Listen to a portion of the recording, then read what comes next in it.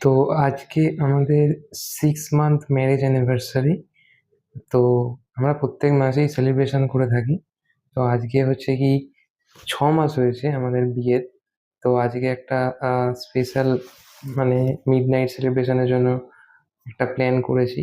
তো ও জানে না। তো দেখি ম্যাডাম কি করছে আমাদের, চলো দেখা যাক।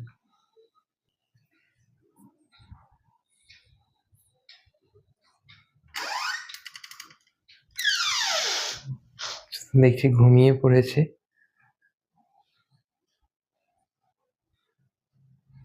কিরে, ওই হুম। শুয়ে পড়েছিস?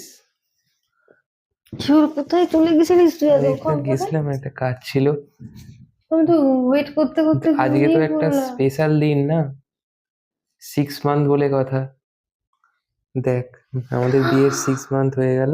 Thank you. এই ছোট্ট একটা মিডনাইট থ্যাংক সেলিব্রেশনের জন্য ইউ এনেছি। থ্যাংক ইউ খুব কিউট ভাই, কি হ্যাঁ, কিউট দারুণ দেখতে। দেখতে কেকটা, কি কিউট দেখতে হয়েছে।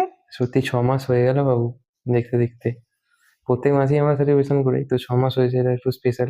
একদম তো খুব কিউট হয়েছে, ভীষণ ভালো লেগেছে। Love you, love you. At last cake কাটতে শুরু করলাম। মা উইশ করলো ঠিক রাত 12টায়। ভালোও লাগে, রাত্রি 12টা থেকে ওইভাবে উইশ করছে আমাদেরকে, ভীষণ ভালো লাগছে। এই ছোটো ছোটো মুহূর্তগুলোকে কেউ গুরুত্ব দেয়, এটা ভেবে আরও বেশি ভালো লাগে। মানে আমি যে সেদিনকে কী বকছিলাম, মানে এত এক্সাইটমেন্ট ছিলাম যে কি বলবো। আর এটা ভাবতে কি বেশি ভালো লাগছিল যে নিজেরা নিজেদেরকে উইশ করছি হ্যাপি অ্যানিভার্সারি টু আস। তো যাই হোক, এটাও একটা আলাদা অনুভূতি। আমি বরাবরই ভীষণ রকম টকেটিভ, তো সেদিনকেও প্রচুর বকছিলাম, ভীষণ এক্সাইটেড ছিলাম। আর ও আমাকে শুধুমাত্র ফলো করছিল যে আমি কী করছিলাম। ভীষণ ভালো লেগেছিলো, এতটা সারপ্রাইজ পাবো সত্যি কথা বুঝতেই পারিনি। থ্যাংক ইউ সো মাচ নীল, এই ছোটো ছোটো মুহূর্তগুলো আমাকে দিস, এটাই আমার কাছে অনেকটা। তো এইভাবেই কাটলো রাতটুকু। চলো।